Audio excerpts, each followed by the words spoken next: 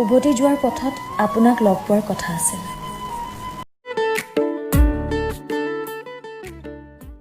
বহু প্ৰতীক্ষাৰ অন্তত বিহপুৰত সুস্থিৰতা নামিছিল।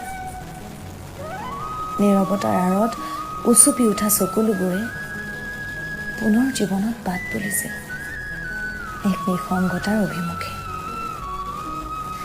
আপুনি ক্ৰমশ হেৰাই গৈছিল আৰু আপুনি যোৱাৰ বাটত নেদেখা হোৱালৈ মই চাই ৰৈছিলোঁ আপোনাক। সপোনবোৰ দিশহাৰা হৈ পৰিছিল আপোনাৰ নিষ্ঠুৰতাৰ চহৰখনত।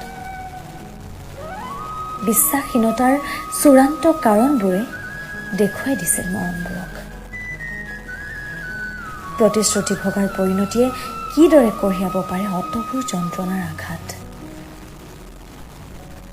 ক্ৰমাৎ নিশাবোৰ গভীৰ হৈ পৰিছিল। মোৰ তেজ গৰা কলিজাৰ প্ৰতিটো আঘাতে নীৰৱে উচুপি কটাইছিল হেজাৰটা উজাগৰি নিশা। আধৰুৱা হৈ ৰৈছিল আপুনি আৰু মই ৰচা এটি অপ্ৰাপ্তিৰ কবিতা। আপোনাৰ বিবেকৰ মৃত্যুত মোৰ অভিমানটোৱে স্বকীয়তা হেৰুৱাই পেলাইছিল। বাক স্বাধীনতা খৰ্ব হৈছিল আপোনাৰ হৃদয়ৰ আদালতত।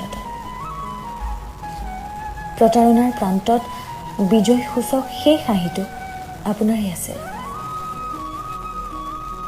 আৰু ব্যৰ্থতা শীৰ্ষক হাঁহিটো আছিল মোৰ। প্ৰতিবাদবোৰ সিদিনা শেষ নিশালৈ চলিছিল আৰু যুক্তিবাদী তৰ্কত হেৰুৱাই পেলাইছিলোঁ মই নিজক। এতিয়া আপোনবিহীনভাৱে মই মুক্ত। তথাপিও প্ৰতিবাৰেই পৰাজিত হওঁ মোৰ আৱেগক উপেক্ষা কৰি। হয়তো এয়া এক অভ্যাসৰে পৰিণতি, কাৰণ উভতি যোৱাৰ পথত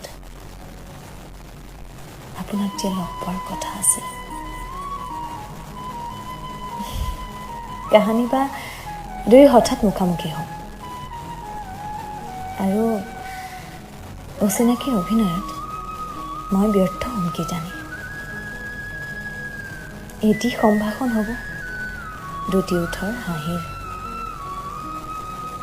আপুনি ভুল নুবুজিব, সেয়া মোৰ দুৰ্বলতা বুলি। প্ৰকৃতাৰ্থত সেয়া হ'ব মোৰ মানৱীয়তাৰ চূড়ান্ত সঁহাৰি।